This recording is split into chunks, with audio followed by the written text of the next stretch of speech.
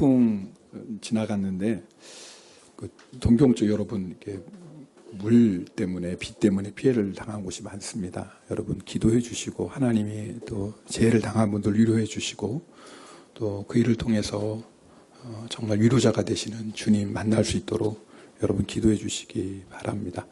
우리 옆에 분하고 이렇게 인사하겠습니다. 폭풍 가운데 살아계셔서 감사합니다. 시작. 네. 네, 살아계셔서 감사합니다. 그렇죠. 네. 폭풍 가운데 살아계셔서 감사하고 제가 부탁드릴게요. 뒤에 앉으신 분들은 제 얼굴이 안 보이죠? 좀 앞으로 오세요. 우리 전사님도 앞으로 오시고 사이다 목사님 부부도 앞으로 연자 집사님도 앞으로 오시고 우리 애기 있는 집들만 그렇고요. 애기 있는 집들은 뭐 어쩔 수 없지만 나머지 분들이 좀 앞쪽으로 오세요. 너무 뒤에 앉으시면 이렇게 좀 앞쪽으로 오시면 우리 연자 집사님도 앞으로 오시고 애기들은 그렇지 우리 예담이 목사님 사랑하는 우리 예담이 앞으로 와서 앉아. 그래. 네. 요즘 예담이가 컸다고 저한테 잘 안 안겨요. 얘들은 잘 안겼는데. 네, 그렇죠. 네, 이렇게 좋잖아요. 예배 시간에 앞쪽에 앉으세요. 네. 여러분 가다 나는 뒤에 앉아야만 은혜 받습니다. 이런 분은 뭐 어쩔 수 없지만 특별히 그러지 않은 분들에게 얼마나 좋아요. 그죠? 네. 제가 어렸을 때 TV를 통해서 이렇게 서커스를 봤는데요. 이렇게 큰 코끼리가 말입니다. 그 조련사의 작은 막대기 하나에 재주 부리는 게 참 신기했습니다. 여러분 코끼리가 얼마나 힘이 센지 백수야장 사자도 성인 코끼리는 못 건듭니다. 네, 코끼리 꼴 한 방 치면 날아가거든요. 대단해요, 코끼리가요. 근데 더 놀라운 건 평소 때 코끼리를 그냥 말뚝에, 평범한 말뚝에 그 발을 묶어놓은대요. 이해가 안 되는 거예요. 왜냐하면 어른들이 힘을 써도 딱 뽑힐 것 같은 말뚝인데, 그 말뚝에 그 힘센 코끼리를 딱 묶어놓으면 코끼리가 꼼짝을 못 하는 거예요. 나중에 그 이유를 알았습니다. 어렸을 때 코끼리를 훈련을 시키는데요. 어려도 힘이 세잖아요. 그래서 절대 빠지지 않는 그 쇠말뚝에 딱 묶어놓은대요. 그럼 이 코끼리가 도망을 가려고 얼마나 발버둥을 치겠습니까? 그럼 발이 너무너무 아프죠. 상처 안 하고 피가 나겠죠. 그래도 포기할 줄 모르고 그냥 도망가려고 막 몸부림을 쳐요. 그러면 그럴수록 점점 아프죠. 그러다가 어떤 생각을 하냐면 이 말뚝은 내가 절대로 뽑을 수 없구나. 나는 절대로 도망갈 수 없구나라고 체념하게 된대요. 그 다음부터는 보통 평범한 말뚝에 딱 박아놔도 코끼리가 도망갈 생각을 못한다라는 겁니다. 제가 오늘 설교 서두에 이 이야기를 나누는 이유가 있습니다. 신앙생활이 이와 비슷합니다. 여러분 우리가 예수 믿기 전에는 죄의 종이요 마귀의 종이었습니다. 여러분 사람이 아무리 애쓰고 힘써도 죄의 삿을 우리의 힘으로 끊을 수 없습니다. 나름대로 죄를 이겨보려고 노력해요. 우리가 죄인지 몰라서 죄를 짓습니까? 죄인 줄 알아요. 심지어 이 죄 때문에 내 가정이 깨어지고 이 죄 때문에 내 인생에 어려움을 당하는 거 알아요. 알지만 그래서 내가 몸부림치는 거예요. 어떻게든지 죄를 이겨보려고. 그러나 결국은 뭐예요? 죄를 이기지 못하는 자신을 보면서 낙심하고 스스로를 정죄하고 그다음에 나중에는 포기합니다. 그래 사람이 어떻게 죄 안 짓고 살 수 있겠어. 다 인생 그러고 사는 거지 하면서 말입니다. 자, 그런데 그 다음이 중요해요. 예수 믿고 나서도 여전히 죄의 종로로 타던 과거에 묶여있는 사람들이 있다는 겁니다. 여전히 자신은 죄를 이길 수 없다고, 죄의 습관 끊을 수 없다고, 나는 변하지 않을 거라고 생각하는 거예요. 예수님을 믿어도 성질 안 바뀐다고 생각하는 겁니다. 여러분 종종 이런 말 들었죠. 예수를 믿어도 성질대로 믿는 거라는 말. 여러분 이건 성경적인 말씀이 아닙니다. 성경은 오히려 이렇게 말씀합니다. 고린도서 5장 17절 말씀인데요. 우리 함께 이 말씀 읽겠습니다. 고린도서 5장 17절입니다. 그런즉 누구든지 그리스도 안에 있으면 새로운 피조물이라. 이전 것은 지나갔으니 보라 새 것이 되었도다. 누구든지예요. 예수님을 믿으면 누구든지 새롭게 거듭납니다. 그저 우리가 하나님의 자녀로 거듭나는 건 여러분 우리의 신분만 바뀌는 게 아니에요. 우리의 성격도 바뀌고 우리 삶도 바뀌는 거예요. 물론 하나님이 우리에게 각자 주신 좋은 성품들, 좋은 달란트가 있죠. 그건 하나님 믿으면 더 하나님께서 거기서 은혜를 부어주셔서 그것을 통해 주님을 위해 살게 하시고, 그러면 우리가 죄악된 성질 있잖아요. 짜증 잘 내는 사람, 쉽게 화내는 사람, 근심 걱정 염려 많은 사람, 자꾸 의심하는 사람, 툭하면 남 험담하는 사람, 이건 성격이 아니라고요. 이건 죄에 물들어 있는 우리 죄인의 본성이라고요. 예수 믿으면 이런 게 바뀐다고요. 그런데 마귀는 우리를 속입니다. 예수 믿는다고 사람이 바뀌나? 다시 성질대로 믿는 거지. 마치 애기 코끼리를 쇠 말뚝에 묶어놔서 도망치지 못한 마치 그런 것처럼, 그래서 성인 코끼리가 되어도 나는 절대 이 말뚝을 뽑을 수 없지라고 그냥 스스로 포기해버린 것처럼, 많은 성도들이 예수님을 믿으면서도 성질대로 예수 믿고 자기 기질대로 예수 믿고 여전히 죄의 종로로 타고 신앙생활하고 이러는 성도들이 적지 않다 그 말입니다. 유기성 목사님이 쓰신 책에 이런 고백이 나옵니다. 저는 예수님을 믿어도 성질은 안 바뀌는 줄 알았습니다. 어려서부터 교회에서 어른들을 본 결론이 그랬고, 또 많은 사람들이 예수를 믿어도 다 자기 성질대로 믿는다고 하는 말을 들었기 때문입니다. 그러나 성경은 다르게 증거한다는 것을 알았습니다. 그런즉 누구든지 그리스도 안에 있으면 새로운 피조물이라, 이전 것은 지나갔으니 보라 새 것이 되었도다. 저는 절박한 마음으로 이 말씀을 붙잡았습니다. 정말 간절하였습니다. 예수님 안에서 사람이 바뀌지 않는다면 절망이기 때문입니다. 예수 믿어도 사람이 안 바뀌면 우리 절망이죠. 여전히 그럼 이렇게 그냥 죄인된 성품 가지고 짜증내고 화내고 미워하고 혈기 부리고 살겠습니까? 또 불행한 거 아니겠어요? 많은 그리스도인들이 자신이 변화될 것을 믿지 못합니다. 가족이 변화될 것도 믿지 못합니다. 교인들이 변화될 것도 믿지 못합니다. 그것은 자신을 믿지 못함이 아니라 우리를 변화시키실 예수님을 믿지 못하는 것입니다. 남편이 변화될 것을 어떻게 믿습니까? 남편만 보면 믿지 못합니다. 그러나 남편과 함께 하시는 주님을 바라보면 남편이 변화될 것이 믿어집니다. 변화될 가능성이 전혀 없어 보이는 자녀가 변화될 것을 어떻게 믿습니까? 그 와이와 함께 하시는 주님을 바라보니 믿어지는 겁니다. 우리는 성령 충만으로 천상의 거룩한 성품을 소유한 자가 되어야 됩니다. 자신의 성질을 자기 것이라고 여기지 말아야 됩니다. 그게 내 본성이야. 그게 내 기질이야. 타고났는데 나보고 어쩌라고 이러지 말아야 됩니다. 혹시 여러분 가운데 여전히 그런 마음 갖고 있는 분 있어요? 이게 내 성질이야. 이게 내 기질이야. 타고났는데 나보고 어쩌라고. 이런 게 마귀에게 속는 거예요. 예수 믿기 전엔 타고난 대로 살았어요. 그러나 누구든지 그리스도 예수 안에 있으면 새로운 피조물입니다. 여러분 이 말씀 붙잡길 바랍니다. 믿으셔야 돼요. 하나님의 약속을 믿으셔야 돼요. 여전히 잘 변하지 않는 것 같은 나 보고 절망하지 마시고, 여전히 변화되지 않는 남편 아내 보고 자녀를 보고 여러분 낙심하지 마시고, 우리를 여전히 포기하지 아니하시고 우리 안에서 선한 일을 계속하고 계시는 주님을 바라보길 바랍니다. 예수님 안에서 변화된 대표적인 사람 가운데 한 사람이 오늘 이 사도 요한이에요. 요한일서를 기록한. 여러분 예수님께서 사도 요한에게 이름을 하나 지어주십니다. 그게 뭐냐면 보아너게, 곧 우리의 아들이란 이름이에요. 얼마나 성질이 급하고 불같았으면 우리의 아들, 그런 이름을 예수님이 지어줬어요. 누가복음 9장에 보면 예수님이 갈릴리에서 예루살렘으로 가시려고 하는데요. 그러려면 지름길이 사마리아를 통과하는 길이에요. 근데 사마리아를 통과하려면 3일 정도 지나가야 돼요, 그 길을. 당연히 주무실 곳도 필요하죠. 그래서 제자들을 먼저 보냅니다. 예수님이 주무실 곳도 미리 알아보도록. 그런데 사마리아 사람들이 영접하지 않는 거예요. 여러분 순례객들이 사마리아를 통과해서 갈 때 사마리아인들은 숙박시설을 제공하지 않았어요. 여러분 아시죠? 사마리아 사람과 유대인들은 원수지간 아닙니까? 그때 여러분 이 야고보와 요한이 예수님께 이런 말을 합니다. 누가복음 9장 54절 말씀인데요. 이 야고보와 요한이 이렇게 예수님께 말합니다. 읽겠습니다. 주여 우리가 불을 명하여 하늘로부터 내려 저들을 멸하라 하기를 원하시나이까? 무슨 말인지 알겠죠? 주님 하늘에서 불을 내려서 다 태워 죽입시다.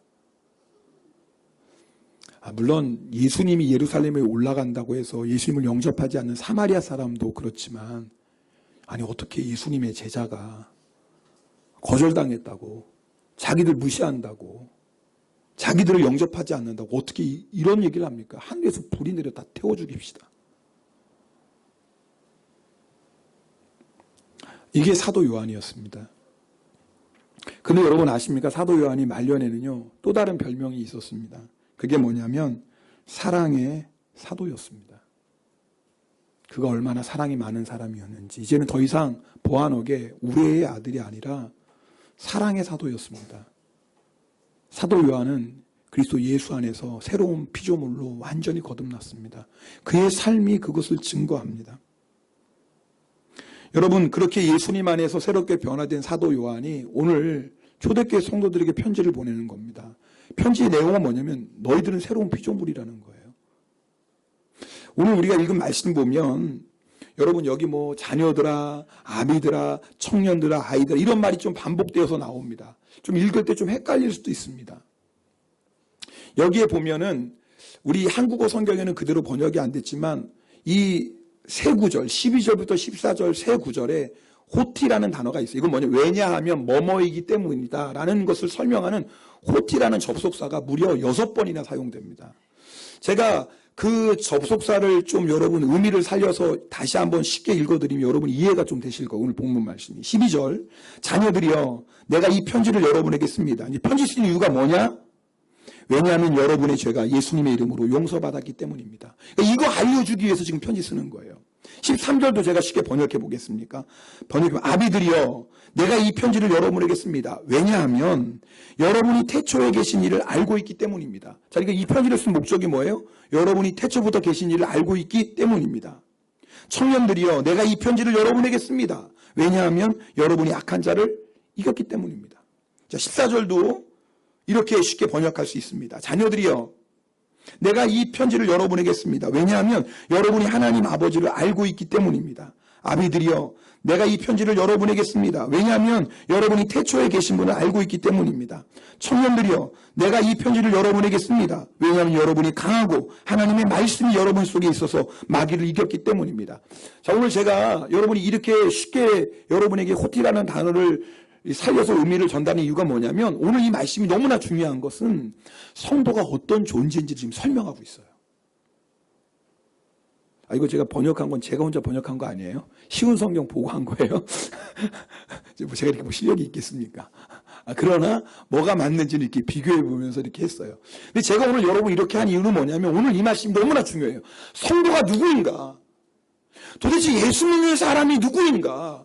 우리의 정체성이에요. 우리가 여러분 그 아기 코끼리 발목을 묶고 있는 쇠말뚝에 묶여있는 그런 존재가 아니에요. 더 이상 마귀가 죄로 우리를 묶어둘 수가 없어요. 우리는 그리스도 예수 안에서 자유하게 되었어요.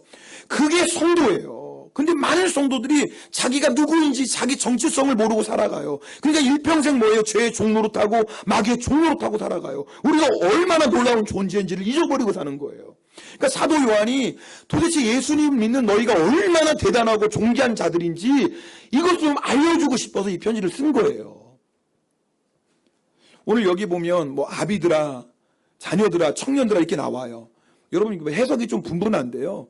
그냥 제가 간단하게 말하면 여기서 자녀들아라는 것은 예수님을 믿는 모든 이 성도들을 얘기하고 아비들아라는 것은 그 교회 안에 있는 지도자들을 얘기하고 청년들은 이제 막 예수 믿고 막 예수 믿고 은혜 경험한 그런 사람들을 얘기해요. 근데 중요한 건 뭐냐면 사도 요한이 정말 전하고 싶었던 것은 예수 믿는 성도가 누구인지 너희가 바로 알라는 거예요. 왜요? 바로 알아야지 바로 신앙생활 할 수 있어요. 여러분 성이 된 코끼리가 얼마나 힘이 세요. 한번 툭툭 치면 그 말도 금방 뽑히고 자유롭게 될 수 있어요. 근데 자기가 어떤 존재인지를 모르고 사는 거예요 지금. 많은 성도들이 그래요. 예수 믿기 전에 죄와 마귀의 종로로 갔던 그게 자기라고 착각하고 살아요. 우리가 얼마나 주님 안에서 새로운 피조물로 거듭나고 얼마나 존귀한 주의 자녀가 되고 우리가 십자가의 능력으로 얼마나 능력 있는 성도가 되었는지 성도들이 모르고 산다 그 말입니다. 그래서 사도 요한이 안타까운 마음으로 오늘 성도가 누구인지를 설명하는데 세 가지입니다. 오늘 말씀 요약하면 성도는 첫 번째, 이거 한번 따라해 보겠습니다. 성도는 예수님의 이름으로 제사함을 받은 자들입니다. 성도가 누구라고요? 네, 예수님의 이름으로 제사함 받은 자예요. 그래서 더 이상 죄가 우리를 지배 못해요. 여러분, 이게 우리 정체성이에요. 우리는 누구냐? 예수의 피로 제사함 받은 자들이에요. 여러분, 이것을 진짜 믿는 성도와 이것을 믿지 못하는 성도의 삶은 전혀 달라요.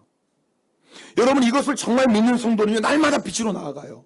왜요? 이미 죄로 우리의 모든 죄가 예수의 피로 정결하게 씻음 받았으니까 날마다 빛 가운데 나아가요.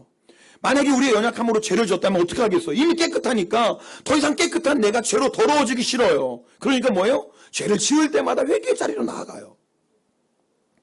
어느 소녀가 예쁜 원피스, 깨끗한 원피스를 입고 밖에 나가서 놀다가 넘어졌어요. 보통 그러잖아요. 이쁜 거 입으면 자랑하고 싶잖아요. 이것 봐 하고 삐 돌다가 넘어졌다고요. 그럼 친구들은 뭐라 그래요? 거봐 쌤통이다 뭐 그러겠죠. 잘난 척하다가. 하여튼 걔가 잘난 척하다가 넘어져가지고 깨끗한 원피스가 더러워졌어요. 여러분 어떻게 해야 돼요? 세탁해야 돼요. 그리고 이제 깨끗해졌어요. 자, 그 다음에 그 아이가 그 원피스를 입을 때는 어떻게 할까요? 굉장히 조심할 거예요. 그죠? 여러분, 이게 바로 회개예요. 여러분, 우리가 죄사함을 정말 믿는 성도는 내가 연약함 때문에 넘어졌다 할지라도 이미 나는 깨끗한 존재라니까요. 내 모든 죄가 다 사함받았기 때문에 그 죄로 나를 더럽힐 수가 없어요. 그러니까 죄를 지면 그때그때마다 회개 자리로 나아가는 거예요. 그리고 그때그때마다 예수의 피가 우리를 정결하게 씻어주세요.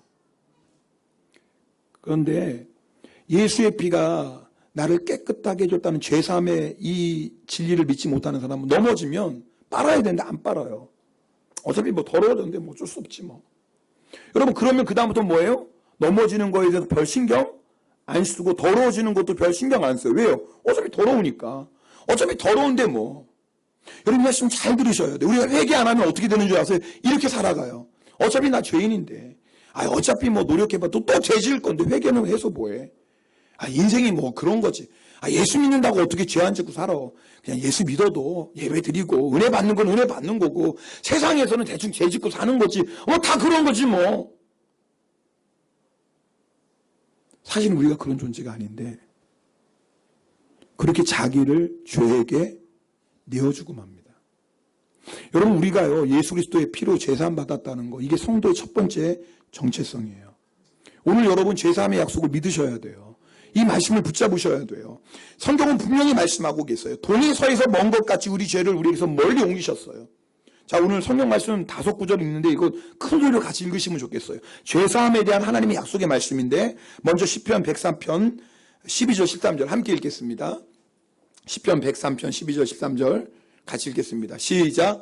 동이 서에서 먼 것 같이 우리의 죄가를 우리에게서 멀리 옮기셨으며 아비가 자식을 국률이 여긴 같이 여호와께서는 자기를 경외하는 자를 국률이 여기시나니. 아멘. 우리의 죄를 동이 서에서 먼 것 같이 옮기셨다 그 말이에요. 우리를 주님은 국률이 여겨주세요. 죄졌다고 네가 이거밖에 안 돼 우리를 정죄하시는 분이 아니라 우리가 주님 앞에 겸손하게 회개할 때마다 우리를 품어주시고 우리를 정결하게 하시는 분이세요. 자, 그 다음 말씀 읽겠습니다. 이사야 1장 18절입니다. 여호와께서 말씀하시되 우리가 서로 변론하자. 너희 죄가 주홍 같을지라도 눈과 같이 희어질 것이요 진홍같이 붉을지라도 양털같이 희게 되리라. 아멘. 우리 죄가 아무리 여러분 이것이 진홍같이 붉다 할지라도 회개하면 어떻게 해요? 양털처럼 눈과 같이 희어진다. 하나님의 약속의 말씀이에요. 심지어 하나님은요 우리가 지은 죄를 기억도 안 하신다고 그랬어요. 여러분, 죄 짓고 기억하는 건 하나님이 아니에요. 누가 기억하는 거예요? 내가 기억하는 거예요. 하나님은 기억도 안 해요. 또 가끔씩 기억나게 하는 존재가 있어요. 누구예요? 마귀가 기억나게 해요. 왜? 마귀는 우리를 정죄하는 자니까, 참소하는 자니까. 그런데 놀랍게도 하나님은 우리가 회개했다면 기억도 안 하신대요. 그것이 이사야 43장 25절 말씀이에요. 함께 읽겠습니다. 곧 나는 나를 위하여 내 허물을 도말하는 자니 내 죄를 기억하지 아니하리라. 그러니까 우리가 여러분 잘 보세요. 내가 어떤 죄를 져서 주님 앞에 간절히 회개했어요. 그럼 주님 그 죄를 용서해 주셨어요. 근데 며칠 시간 지난 다음에 주님 앞에 또 기도한 주님 제가 며칠 전에 그런 죄 졌는데 주님 용서해 주세요. 그럼 주님 뭐라고 그래요? 너 그런 죄 졌니? 야, 난 기억도 못하겠다 야. 여러분 왜 우리가 진짜 용서를 못하는 줄 아세요? 우리는 여러분 알아서 용서해 줄게 라고 하지만 실제는 용서 안 해요. 증거가 뭔지 다 기억하고 있어요. 그죠? 여러분 안 그래요?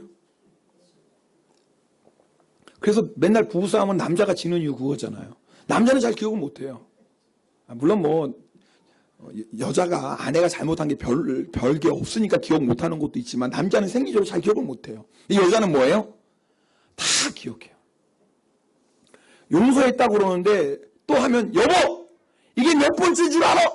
당연히 언제 이랬고 용서한 거 아니에요 그거. 용서한 거 아니에요. 용서는 뭐냐면 잊어버리는 거예요.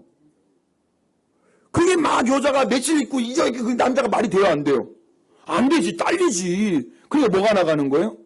주먹이 나가는 거예요. 왜? 말로 안 되니까. 여자가 언제 이렇게 이게 뭐 됩니까? 말이 안 되고 막 흥분한 말도 꼬이고 그러니까 뭐예요 그냥.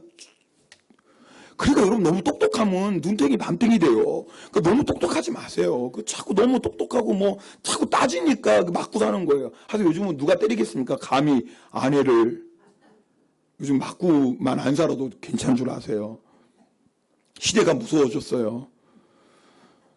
우리 집 얘기하는 거 아닙니다. 하여튼 하나님은 우리의 죄를 기억도 안 하신다고 그랬어요. 마귀가 자꾸 우리를 정죄하는 거예요. 여러분 이 약속의 말씀 믿으셔야 돼요. 여러분 우리가 어떤 죄도 이렇게 회개하면 깨끗하게 용서받는 이유가 뭐예요? 요한일서 1장 7절 말씀이에요. 자, 이 부분 우리 함께 읽겠습니다. 시작. 그가 빛 가운데 계신 것 같이 우리도 빛 가운데 행하면 우리가 서로 사귐이 있고 그 다음이 중요해요. 그 아들 예수의 피가 우리를 모든 죄에서 깨끗하게 하실 것이요. 아멘. 예수의 피가 우리를 모든 죄에서 깨끗하게 하실 것이요. 그래서 우리는 죄에서 자유하게 돼요. 어떤 죄도 우리를 얽어묶을 수 없어요. 내가 10년, 20년 죄져서 마치 내 몸의 일부분처럼 습관적인 되어버린 죄. 그런 예수의 피는 그 모든 죄에서 우리를 자유하게 합니다. 믿으셔야 돼요. 내가 여전히 예수 믿고도 바뀌지 않는 그 불같은 성격, 툭하면 화내고 혈기 부리고 이 성격, 주님은 바꾸십니다. 요한도 나중에 사랑의 사도가 됐잖아요. 그 우리의 찬송은 주의 보혈이에요. 나의 죄를 씻기는 예수의 피밖에 없네. 다시 정케하기도 예수의 피밖에 없네. 예수의 흘린 피 날리게 하오니 귀하고 귀하다 예수의 피밖에 없네. 이 성도의 정체성이에요. 두 번째 오늘 말씀하는 성도의 정체성은요. 성도는 악한 자, 사탄을 이긴 자예요. 따라합시다. 성도는 악한 자, 사탄을 이긴 자들이다. 여러분 근데 현실적으로 보면 이 말씀이 이해가 안 돼요. 왜냐하면 우리 맨날 사탄한테 지는 것 같잖아요. 여러분 안 그런가? 성도들이 그래요. 현실적으로 보면 사탄하고 이길 때보다 질 때가 많은 것 같아요. 그래서 어떤 성도는 사탄을 무서워해요. 심지어는요. 신앙생활 열심히 하면 열심히 하는 성도는 사탄이 공격한대. 그러니까 나는 열심히 하지 말아야지. 열심히 하면 사탄이 공격할 것 같다. 이런 죄송합니다. 뭐 같은 소리 하시는 분도 계세요. 어떻게 이게 어리석어요. 혹시 여러분도 그런 분 계세요? 마귀가 무서워가지고 말이야. 여러분 마귀가 왜 예수님 잘 믿고 주님 사랑하는 성도 공격하는 줄 아세요? 무서워서 그래요. 무서워서. 우리는 마귀가 무섭다고 그러지만 마귀는 누가 무서운 줄 아세요? 예수님을 사랑하고 예수님을 의지한 자를 너무 무서워해요. 무서우니까 뭐 하는 거예요? 공격하는 거예요. 예수님 사랑하지 못하도록. 그러니까 자꾸 세상 사랑하는 것도 우리를 유혹해요. 왜요? 예수님 사랑하는 성도가 너무 무섭거든. 열심히 기도하는 성도가 마귀는 무서워요. 기도할 때 하나님의 손이 움직이거든요. 알아요, 마귀는. 여러분이 잘 몰라도 마귀는 기도의 능력을 너무나 잘한다니까요. 그래서 어떻게 해서 기도 못하게 해요. 하여튼 기도하려고 마음 먹으면 뭐 어떻게 해서 기도 못하게 해요. 무서우니까. 믿음의 사람이 예수 이름으로 기도할 때 어떤 일이 일어나는지 마귀가 아니까 어떻게 해서 기도 못하게 해요. 여러분 아셔요? 마귀가 우리를 무서워하는 거? 마귀가 우리를 무서워하는 이유가 뭔지 아세요? 예수 그리스도의 십자가 때문이에요. 골로새서 2장 15절 말씀을 읽겠습니다. 골로새서 2장 15절. 통치자들과 권세들을 무력화하여 드러내어 구경거리로 삼으시고 십자가로 그들을 이기셨느니라. 자, 그 앞에 보시면은요, 통치자들과 권세자들, 이건 사탄의 세력을 이야기해요. 이걸 무력화했다. 여러분, 이 무력화했다는 걸 무장해제라고 그래요. 무장해제가 뭐냐면, 자, 두 나라가 전쟁했는데 이 나라가 이겼어요. 이기면 제일 먼저 하는 게 진 나라를 무장해제시켜요. 무장해제는 뭐냐면 싸울 수 있는 모든 무기를 다 빼앗는 거예요. 그래서 여러분, 포로들 끌려갈 때 보면 뭐예요?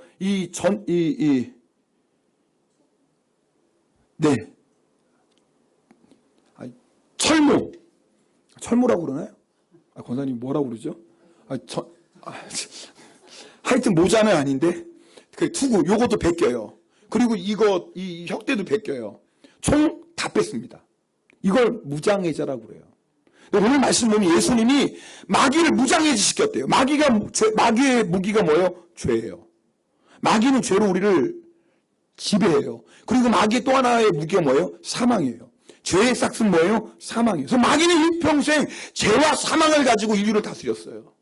근데 예수 그리스도의 십자가로 모든 죄의 권세를 깨트리시고, 할렐루야, 3일 만에 부활하심으로 사망의 권세를 깨트리시고, 할렐루야, 무장해지시기 때문에 마귀의 무기인 죄와 사망을 깨트리셨어요. 십자가로 승리하셨어요. 할렐루야. 근데 놀라운 건 이 십자가의 권세가 누구의 권세? 나의 권세. 그래서 마귀가요, 십자가 든든히 붙잡는 성도 너무 무서운 거예요. 왜요? 십자가 앞에서는 이길 재간이 없거든요. 여러분 아십니까? 우리는 지금 영적 전쟁을 싸우고 있어요. 마귀는 끊임없이 우리로 하여금 주님을 사랑하지 못하도록 십자가 든든히 붙잡고 주님 따라가지 못하도록 계속해서 공격합니다. 무서우니까요. 그럼 우리가 어떻게 해야 돼요? 어떻게 해야 돼요? 싸워야지요. 영적 싸움의 원리는 너무나 간단해요. 싸우면 무조건 이겨요. 왜? 마귀는 이미 십자가 앞에 패했기 때문에 싸우면 반드시 이겨요. 안 싸우면 져요. 안 싸우면 마귀가 봐주는 게 아니에요. 안 싸우면 여러분이 눌리기 시작해, 마귀에게. 잘 들으셔야 돼요. 영적 전쟁을 안 싸우면 마귀에게 눌리기 시작해요. 기도가 안 돼요. 은혜가 안 돼요. 말씀이 안 읽어져요. 영적으로 눌려요. 기쁨도 없어요. 평강도 없어요. 신앙생활에 감격도 없어져요. 이 눌리고 있는 거예요. 지금 영적으로 눌리고 있는 거예요. 눌리고 있다가 나중에 마귀의 지배를 받아요. 이미 승리한 그리스도의 십자가의 군대가 마귀에게 그러고 사는 성도들이 얼마나 많아요. 왜 그래요? 영적 싸움을 안 싸워요. 싸우셔야 돼요. 여러분, 마귀랑 싸우셔야 돼요. 인간적인 눈, 바빠서 기도 못하네, 이런 마귀에게 지는 거예요. 바빠서 기도 못하는 게 아니라니까요. 피곤해서 기도 못하겠네? 아니에요. 피곤해서 기도 못하는 게 아니에요. 지금 영적으로 밀리고 있는 거예요, 여러분이. 이걸 아셔야 되는데 모르시나? 이거 아셔야 돼요. 내가 지금 피곤하다고 시간 없다고 기도 못하는 게 아니에요. 영적으로 지금 밀리고 있는 거예요. 마귀가 지금 기도 못하게 하는데. 그럼 어떻게 이겨요? 순종하면 이겨요. 할렐루야. 야고보서 4장 17절 말씀, 너무나 중요한 말씀이에요. 함께 읽겠습니다. 야고보서 4장 7절 시작. 그런즉 너희는 하나님께 복종할지어다. 마귀를 대적하라. 그리하면 너희를 피하리라. 아멘.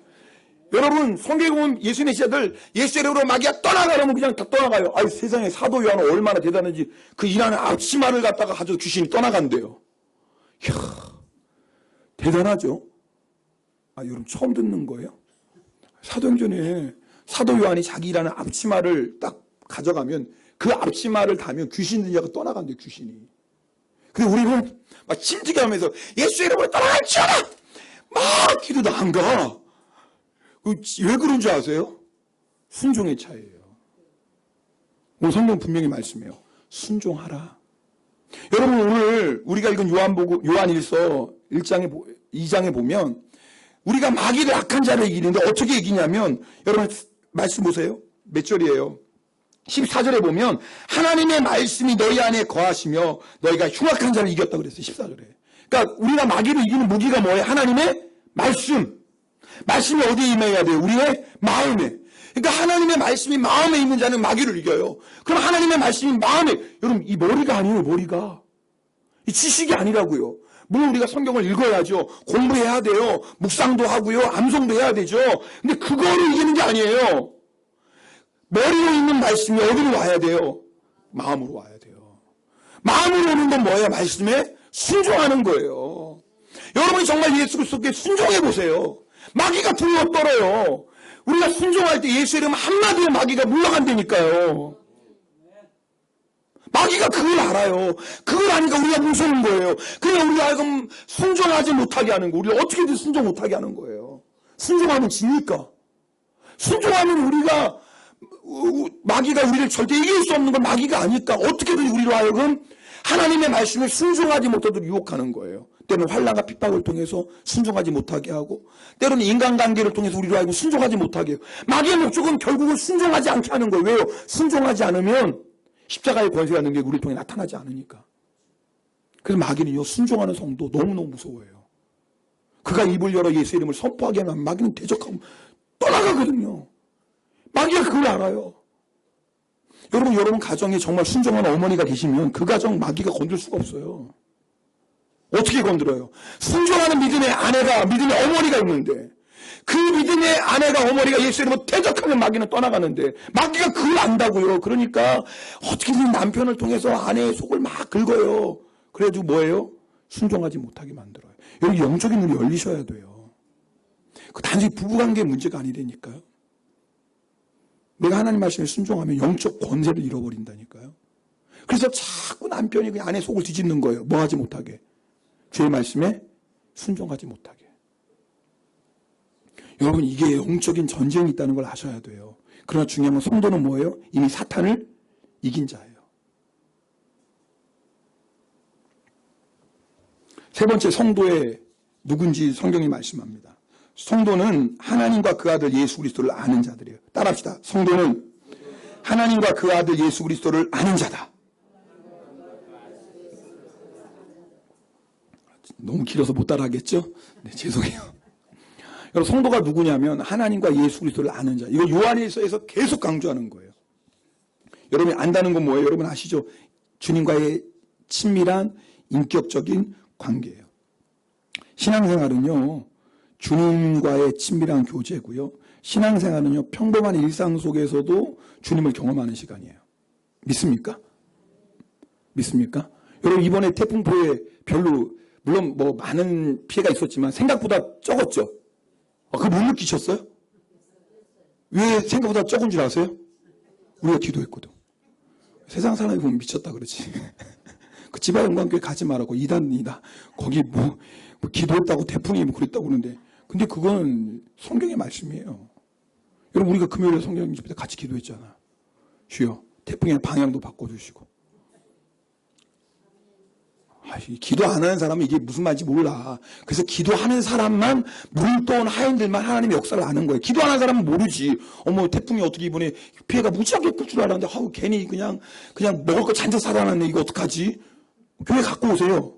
교회에서 먹으면 되고 고민할 거 없어요. 교회 갖다 놓으시고 그건. 그러니까 기도 안 하는 사람은 몰라요. 왜 이렇게 태풍 굉장히 피해가 클 줄 알았는데 왜 아무것도 없지? 기도 안 하는 사람은 모르죠. 기도하는 사람은 알더라. 어떻게 알아? 기도했으니까.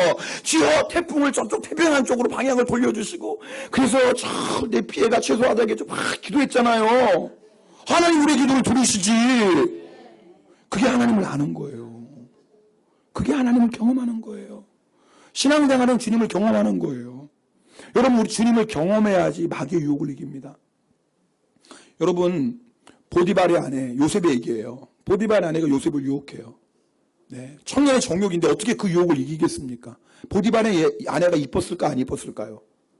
이뻤지 어떻게 알아요? 아니 돈 많고 권세 많은 남자가 이쁜 여자랑 결혼하지 누구랑 결혼하겠어요? 잘 모르시나? 아니 보디발은 시위 대장이었다고요. 권세와 돈 있는 사람인데 이왕이면 이쁜 여자랑 결혼했겠지. 그러니까 이뻤을 거예요 분명히. 그 이쁜 그것도 중요한 건 뭐예요? 주인의 아내예요. 주인의 아내의 눈밖에 나면 어떻게 돼요? 요셉이 잘리는 거지. 보디발 아내가 유혹해요. 동침하자고. 마침 요셉이 들어갔는데 아무도 없어요, 집에. 절호의 찬스예요. 요셉이 뭐라고 말하는 줄 아세요? 내가 어떻게 하나님께 범죄하리까? 잘 들어보세요. 보디발의 아내의 눈에는 하나님이 안 보여요. 하나님을 안 믿는 여인이니까. 그러니까 요셉하고 자기밖에 없어요. 여러분, 우리가 왜 죄의 유혹에 지는 줄 아세요? 사람들이 안 보면 아무도 안 본다고 생각해요. 숨어서 할 수 있겠지. 사람들은 안 볼 수 있겠지. 그런 사람은 죄의 유혹에 넘어가요. 근데 하나님을 아는 자는 그렇게 못해요. 왜요? 그 자리에 보디발의 아내와 요셉만 있는 게 아니에요. 누구도 계세요? 누구도 계세요? 하나님도 그 자리에 계세요. 하나님 보고 계신데 어떻게 그런 죄를 져요? 이게 주님을 아는 거예요. 여러분, 우리가 어떤 환난과 핍박이 와도 어떻게 우리가 그 환난과 핍박을 이깁니까? 주님을 아는 자는 이겨요. 왜요? 주님이 함께 하시니까. 여러분, 그 어떤 태풍이 오고 그 어떤 지진이 나고 그 어떤 해일이 일어나도 여러분, 우리가 두려워하지 않는 것은 뭐예요? 주님이 나와 함께 하시면. 이게 하나님을 아는 자예요. 어제 태풍이 막 심하게 와요. 여러분, 교회 건물에서 주무신 분은 아실 거예요. 이 태풍에 교회 건물이 왔다 갔다. 아마 우리 어제 전도사님하고 신학생 교회에서 제가 4층에서 같이 자자고 그랬거든요. 혹시 무슨 일이 있으면 대비해야 되니까, 주일 전날이니까. 아마 잠 잘 못 주무실지도 모르겠어. 하도 바람 소리고 건물도 흔들려서. 근데 그때 주님이 저에게 주던 말씀이 있어요. 시편 103편 말씀인가요? 이런 말씀이에요. 마치 내가 젖된 아이가 어머니의 품에 있음 같이 고요하고 평온한 아이다. 주님이 저녁에 그 말씀을 저에게 주시는 거예요. 젖된 아기가 어머니 품 속에서 고요하고 평안하기를. 마치 주님이 그렇게 말씀하시는 것 같아요. 태풍이 막 불고 해도, 야, 너는 젖된 아이가 어머니 품에 있는 것 같이 넌 내 품에 있잖아. 고요하고 평안한 거야. 여러분, 우리가 죄악 많은 이 세상에서 어떻게 풍파가 없겠어요? 앞으로 더 큰 태풍을 많이 올려올 거예요. 어쩔 수 없어요. 갈수록 더 심해질 거예요. 그러나 물론 우리가 잘 대비해야 돼요. 그러나 한 가지 잊지 마셔야 돼요. 주님을 아는 자는 어떤 태풍이 오고 어떤 인생의 환란이 오고 어떤 고난이 와도 두려워하지 않아요. 주님이 함께 하시니까. 이게 주님을 아는 자예요. 성도가 누군 줄 아세요? 그게 바로 성도예요. 전능하신 하나님, 온 우주 만물을 창조하고 다스리시고 나라의 흥망성쇠를 주관하시고 인생의 생사화복을 주관하시는 전능하신 하나님이 나와 함께 계세요. 할렐루야. 뭐가 두려워요? 그래서 시편 기자는 시편 121편에 이렇게 고백해요. 잘하는 말씀이죠. 이 말씀 우리 함께 읽겠습니다. 시작. 여호와는 너를 지키시는 이시라. 여호와께서 내 오른쪽에서 내 그늘이 되시나니 낮의 해가 너를 상하게 하지 아니하며 밤의 달도 너를 해하지 아니하리로다. 여호와께서 너를 지켜 모든 환난을 면하게 하시며 또 내 영혼을 지키시리로다. 할렐루야. 아멘. 여러분, 우리가 사람 때문에 힘들 때 있습니다. 그러나 주님을 아는 자는요, 사람 때문에 아무리 큰 슬픔과 상처를 입어도 이길 수 있어요. 여러분 다 경험하지 않아요? 주님, 제가 마음이 너무 아파요. 주님 아시지요? 그럼 주님을 아는 자는 그렇게 기도한다니까요. 지금 무슨 말씀인지 아세요? 제가 지금 드리는 말씀을 잘 모르면 주님 만나셔야 돼요. 죄송해요. 그러니까 아직 주님 만나신 경험이 없어서 이 말을 몰라요. 여러분, 만약에 우리가 신앙생활 할 때 주님을 지식으로만 알면 누가나 힘들겠다는 거 어떻게, 교회 안 나가면 되지 뭐, 여기만 교회야?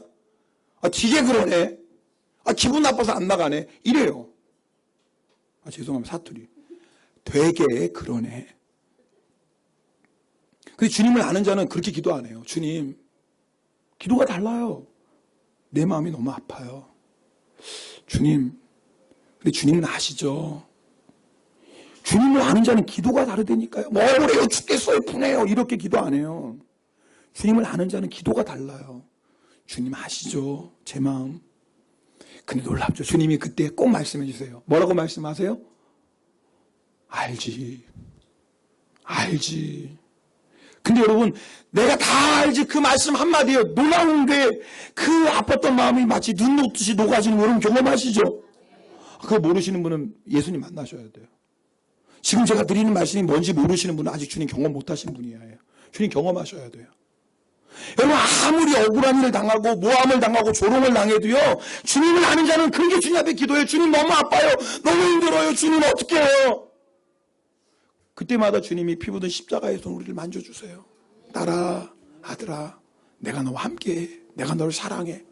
여러분, 그렇게 한마디 들으면요, 절대 용서 못할 것 같은 사람이 용서가 되어지고, 절대 사랑 못할 것 같은 사람이 사랑이 되어집니다. 우리 힘으로 용서하고 우리 힘으로 사랑하는 거 아니에요. 주님을 경험하는 자는요, 주님을 아는 자는요, 그 놀라운 십자가의 사랑에 체험받기 때문에 그 십자가의 사랑 때문에 용서가 되어지고 사랑이 되어지는 거예요. 내 마음이 천국 되는 거예요. 기도하기 전에 내 마음이 지옥 같고 너무 힘들고 아팠는데, 기도 가운데 주님을 경험하고 나면 기도하고 딱 일어섰을 때는 뭐예요? 할렐루야, 찬양하세. 내 모든 죄 사함 받고 주 예수와 동행하니 그 어디나 하늘나라, 그 어디나 하늘나라, 그 어디나 하늘나라. 아멘 할 때까지 할 건데 계속 안 하시나 하여튼. 그 어디나 하늘나라. 그렇게 되는 거예요. 이게 주님을 아는 자예요. 여러분 물어볼게요. 주님을 아세요? 아니, 더 중요한 질문. 지금도 그 주님을 경험하고 계세요? 그게 신앙생활이에요. 오늘 말씀 들으면서 그럼 저는 어떻게 주님을 경험하죠? 오늘 설교 듣다 보니까 나는 주님을 경험한 적이 없는 것 같은데 나는 어떻게 주님을 경험하죠? 간단해요. 사모하시면 돼요. 여러분이 예수님을 정말 믿는 분들이라면 사모하시면 돼요. 우리 시편 107편 9절 말씀 함께 읽겠습니다. 시편 107편 9절입니다. 그가 사모하는 영혼에게 만족을 주시며 줄인 영혼에게 좋은 것으로 채워주심이로다. 저는 이 말씀이 너무 좋아요. 그가 사모하는 영혼을 만족을 주시며. 여러분, 우리에게 필요한 건 다른 거 아니에요. 주님을 사모하시면 돼요. 그 목마른 사슴이 주님, 그 시냇물을 찾는 그 갈급함 가지고 주님을 사모해 보세요. 주님, 우리의 마음에 만족을 주세요.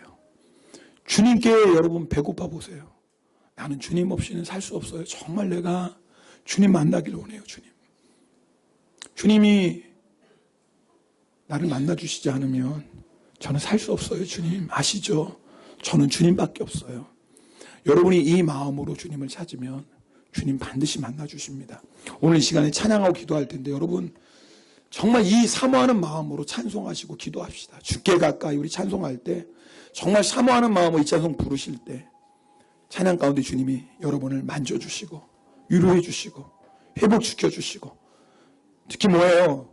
모든 원수마귀를 물칠 수 있는 강하고 담대함도 주시고 오늘 그런 은혜 주시기를 주님의 이름으로 축복합니다. 우리 함께 이 찬송 부르시고 기도하시겠습니다.